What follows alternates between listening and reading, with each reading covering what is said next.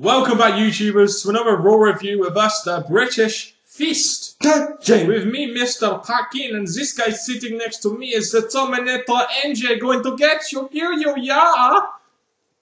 What's up? Subscribe up above, like this video, and comment your thoughts on this edition of Monday Night Raw down in that comment section below. Make sure you contact us in the link to the Gooch box below. Don't shoot me, please, please, please don't shoot me. Go home show for Extreme Rules. It's amazing how much Extreme Rules has just crept up on us, isn't it, as a pay-per-view.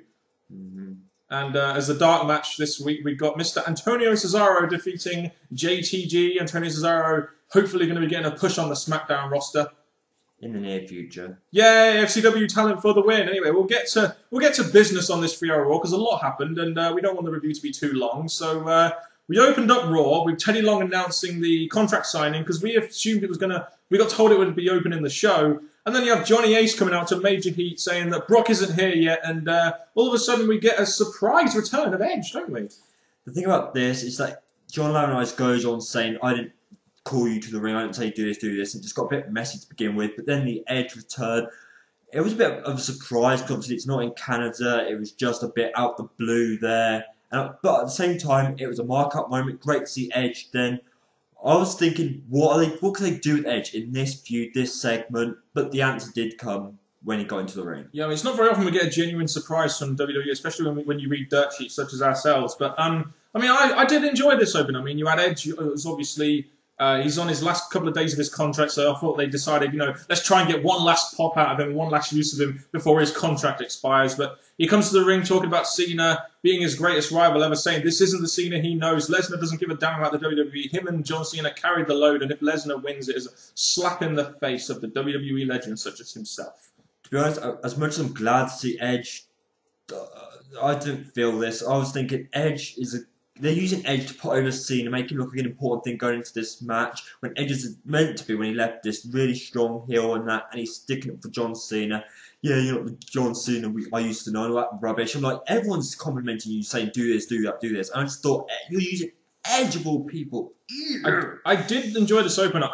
My only issue is, have we really brought into account the fact that John Cena is like this guy who's weak and stuff now? But I guess seeing as he has lost pretty much every match since WrestleMania, apart from against Latunga, of course, maybe that is the case. But I think that WWE came to their senses here and thought to themselves, right, this contract signing opening was a bad idea. Needs to be the main event, definitely. I guess going past the Edge thing, they did realise that the big wrestler like Edge and Lesnar and Cena, they should have redone it in a different way. So they thought last minute, how can we do this and fix this? And they used that, yes. Jericho versus Kofi followed up that. They followed this up with Chris Jericho. Strange not to see Jericho in the hour main event, but Chris Jericho versus Kofi was a pretty good match in my opinion. Got about 10-12 minutes, and Jericho wins with that springboard code breaker, followed by the Lion Tamer or Walls of Jericho. All three of them trending on Twitter. It was a bit of a replay match we've seen in the past, but with this match, it was a pretty good match from both wrestlers. I did enjoy it. Kofi did look strong. There was times that you could think he got the win, but he did get a few close falls over Jericho. But obviously, it was Jericho who's going to get the win, because obviously it was him who's got the match at the pay-per-view, so they're going to make him look strong over Kofi, and Kofi did a good job making Jericho look good. Yeah, and Kofi looked pretty good in the match as well, because he lasted 12 minutes against a guy like Chris Jericho, who's in the main event scene. So Jericho wins a pretty good match. You have a promo from Jericho after the match saying that he will become the new WWE champion, and Punk knows about Extreme because he's an extreme failure, and his dad's an extreme alcoholic and all that kind of stuff. And he has brought CM Punk a gift, which was later revealed to be an alcohol basket. Surprise! I was really surprised that Jericho was going to talk about alcohol against Punk. Week. Yeah, I still thought it was a good segment though. Good match, little pre-match, post-match promo. It got 2 appearances tonight from Punk, from Jericho and the Punk feud. So yeah, I guess obviously they're trying to do the big match they have at Extreme Rules and highlight them as much as they can throughout the night. It's the fact they can make appearances. The same with Brock Lesnar and Cena. They're doing the same with Jericho and Punk. So I did think they did good with that. If you watch Superstars this week, guys, Miz versus Alex Riley as one of the matches. Once a pay-per-view match worthy of capital punishment, now a match on Superstars. What the fuck has happened to Alex Riley for a start? And Miz is on Superstars. What the fuck's going on? Push Alex Riley! I do look at this and think again, this is a past feud. They're facing each other. It's not really going to go anywhere. It was just to give them a match, a big match at Superstars. But you have Miz, who was coming back into probably a winning thing on WWE Live TV. Could have had direction. Ryder's a guy that we think could be used better, especially in the mid-card. So for these two to have a Superstars match, it was kind of like, meh. But yeah, anyway, so watch that on Thursday if you want, guys. I'll be watching it. After that, we had R-Truth versus Lord Tensai. Looks like R-Truth is the latest man to be jobbing to the Lord Tensai. John Cena, R-Truth. Yeah, it's a big difference there, isn't there? Yes. But anyway, you know, I just wonder, like, how far has R-Truth come down the ladder? Once a great heel, and now all of a sudden he's joining to Lord Tensai. And my question is, does anyone out there really care about Lord Tensai? Do you care about Lord Tensai? Do you care about Lord Tensai? Me, personally, no, I do not. No, of course, Terminator NJ does not appreciate someone trying to vaguely steal his gimmick, but there we go. So really, But anyway, we'll get to the hour main event, the Kane promo, which I know Terminator NJ enjoyed, or the NJ inside the Terminator NJ very much enjoyed. It was very interesting they had this as the hour main event. They're featuring the Orton and Kane feud as the hour main event. But I must admit, I did think this was quite a good segment, basically talking about Orton can't beat him with rules, so not to mention without them, and how he sees fear in Orton. He's a scared little boy praying that the monster will go away. People do bash the way Kane is because they're kind of similar on mic, but with Kane, the way he spoke, the fact that he said that he's going to be a dominant guy going into the match and making Orton look less than what he used to be, because he said he used to be this viper and that now he's down to absolutely a little scared child, and that's adding more to their match, and I really enjoyed this. It's definitely gave me the feeling that Kane's looking dominant in his words going into the pay-per-view. Yeah, then we see Orton on the Titantron basically saying that no one messes with his family, and Orton has Paul Bearer tied up in the chair. As that trended worldwide #1, didn't it? As WWE will quite frankly tell us all the time as they shove Twitter down our throats. Orton has Paul Bearer tied up and puts him in that frozen freezer thing. I don't know what it is. And we go back to Kane, and he doesn't give a shit, does he? He does not give a shit about his dad, because he is the devil's favourite demon, and the devil is his father. This was absolutely awesome. The way Kane was looking at first, he was like, should I go for my father or not? And then he said, I'm sorry, I'm not coming after you. And then I thought, that was what I wanted to hear. I wanted to hear Kane not caring about his family. All he concentrated, he's been a monster that he is. So for Kane saying that, pure awesome. I really enjoyed that. Well done, Kane. Yeah, and then you have Orton coming out and they brawl. And I must admit, although Orton did end the segment on top, he has just had this he's been off TV for a bit with the injury and everything. So I did expect Orton to be on top in this. And Booking 101 says that Kane will win at Extreme Rules, but I think we all know Orton's probably going to end the feud at Extreme Rules.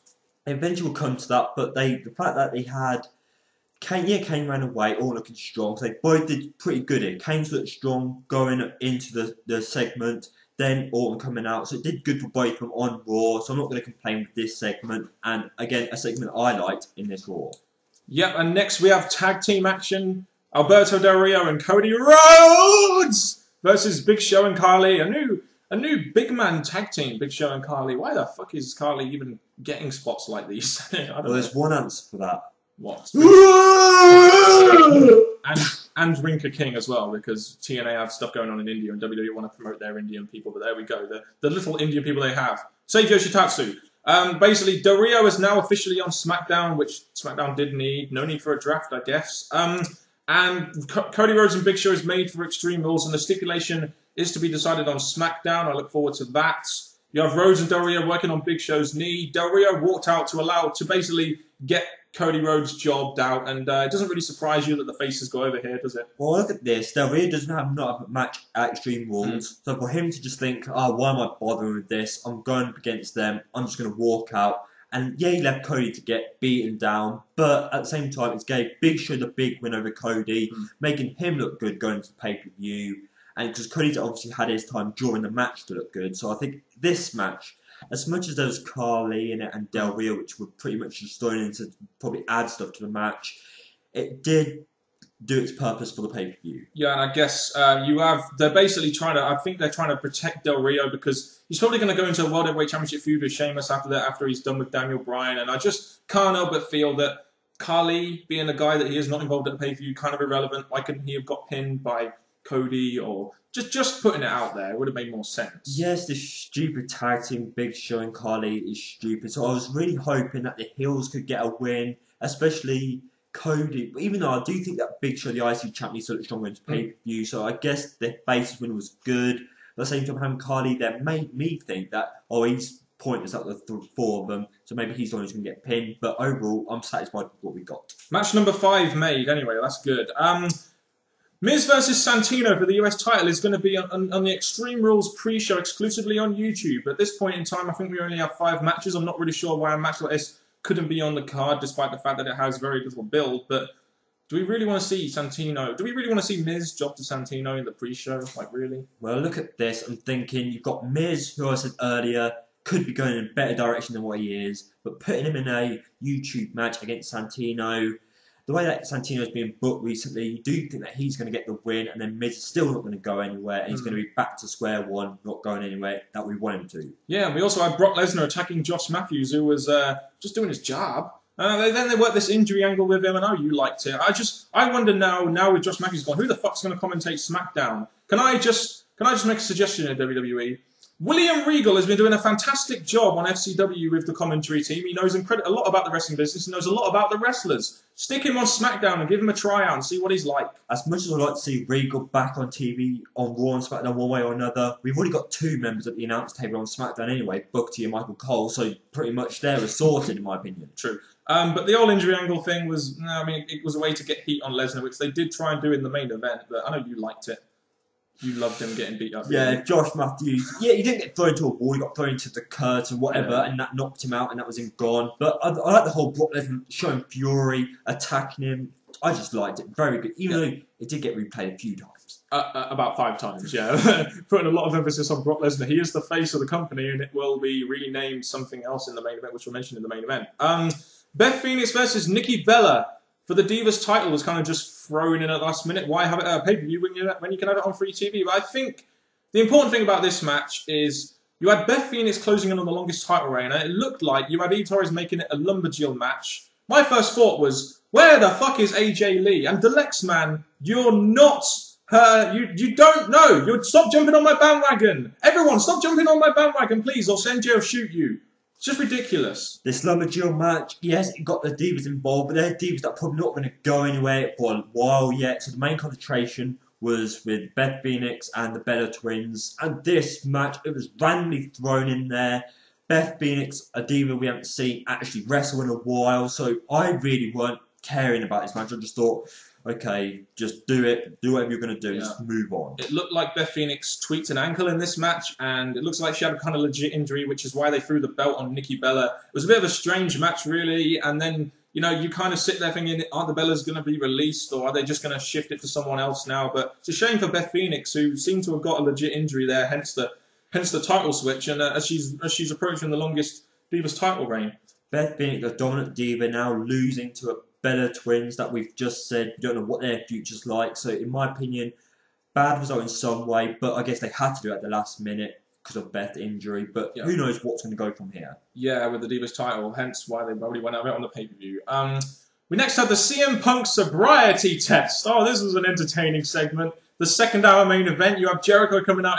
He wants to make sure this sobriety test is done right. And remember, Theodore Long had to break the bad news. I actually thought this was... I know this might get a lot of hate from people, but I actually thought this was a very entertaining segment. You had CM Punk kind of acting drunk and, couldn't walk in a straight line and reciting his CBAs. And this is really funny. Just Punk was acting all along, and that was pretty cool. Backstage, you had segments of him showing that he's not himself, he's a bit out of it. But when it comes to this, I guess it was the good acting. It gave Punk the smart move over Jericho, but I see why they wanted a 3-hour show when it came to this. I'm like, breath test, move on. You could have just done it that way.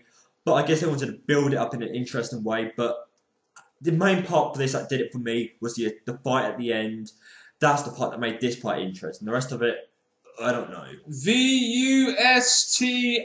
Notice how we got the S and the T the wrong way round. But like I said, I thought this was quite an entertaining segment. I don't know why they just couldn't do what they do in the UK and give them a breathalyzer test. That would have made things a hell of a lot easier than they were. But the brawl was pretty good, and Punk finishes on top. I did think this was a pretty good segment, personally. It played along with the story of CM Punk's, Jericho trying to get Punk into alcohol, and all that kind of stuff. So I thought it was an effective segment, but I think a lot of people may hate on it because of the fact that it was just done for entertainment purposes, but I enjoyed it. All I'm going to say is that at the end of this, we've got the big brawl at the end, and because of the brawl, it's really got me saying that, right, these two are ready for the pay-per-view now. They've gone through everything. They've had their say.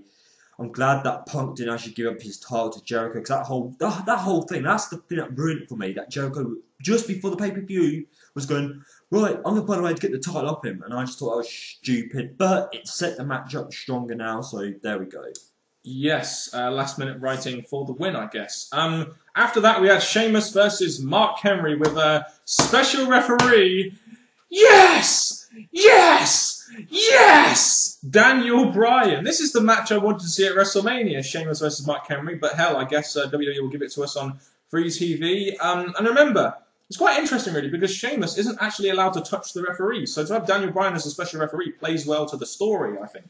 I guess having a way of having Shane in a stupid tag match, having him as a special guest referee was something different than a tag match that combined the feud.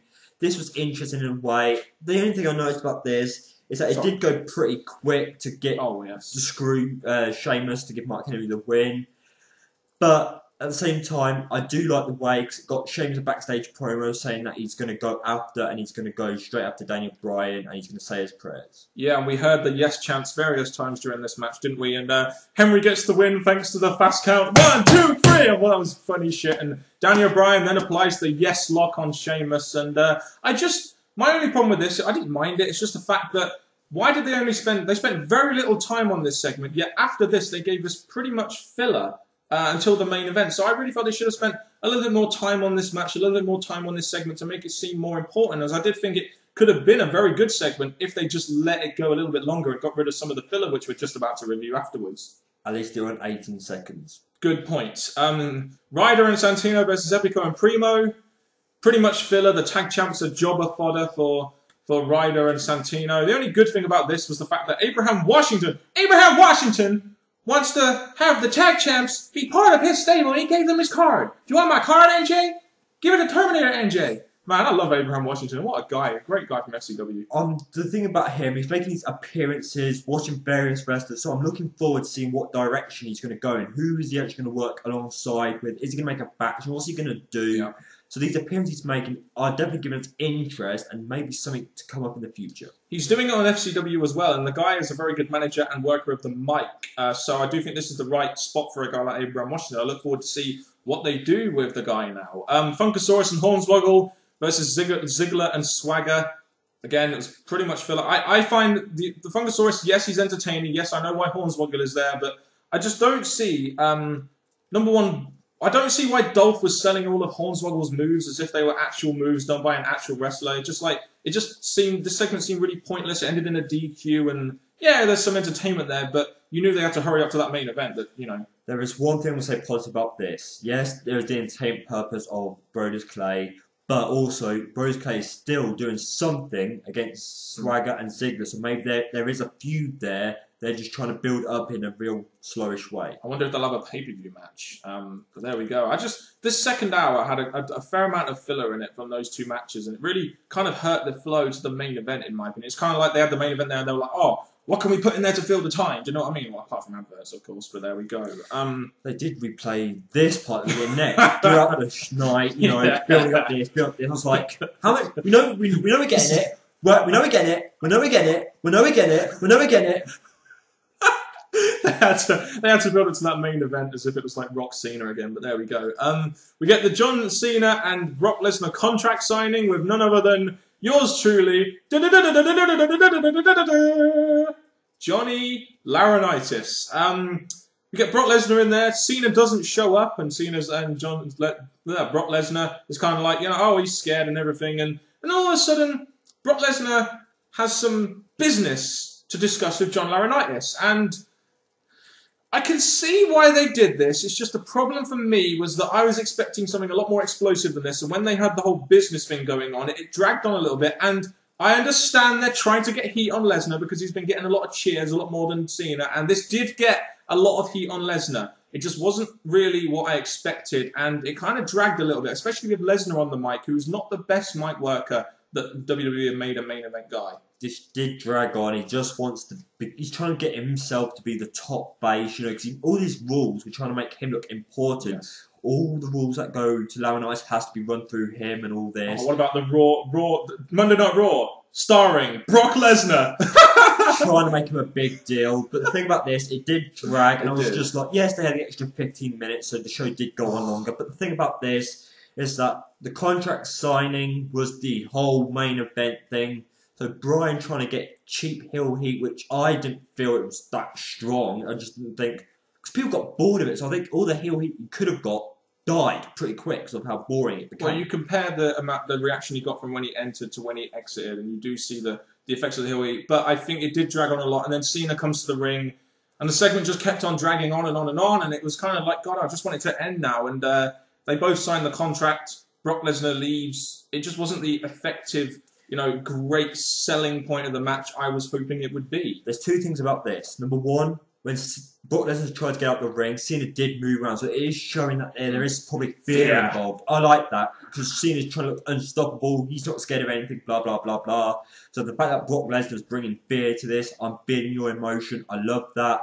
The other thing, which was pretty sad, that Brock Lesnar was going to make Cena pee his pants, and it did not happen. What are your overall thoughts on the show? What were your overall thoughts? Overall thoughts, it weren't the best Raw we've had. For 3 hours, they had to cram in quite a lot.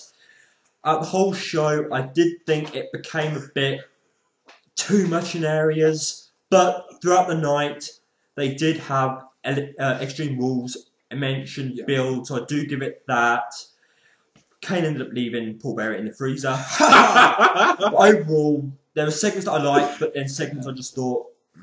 It was generally a good Raw, in my opinion. We've got, like, what, 5 matches for Extreme Rules, which, in my opinion, really isn't enough, but they did do a decent job of hyping those 5 matches. It's just that if they had, like, 6 or 7 matches, they could have used the segments that were filler to hype up to those matches instead, and rather than, like, probably giving us last-minute matches. But as a show, pretty much, it was pretty good, in my opinion. As a go-home show, it was good as well. I thought they did a decent job.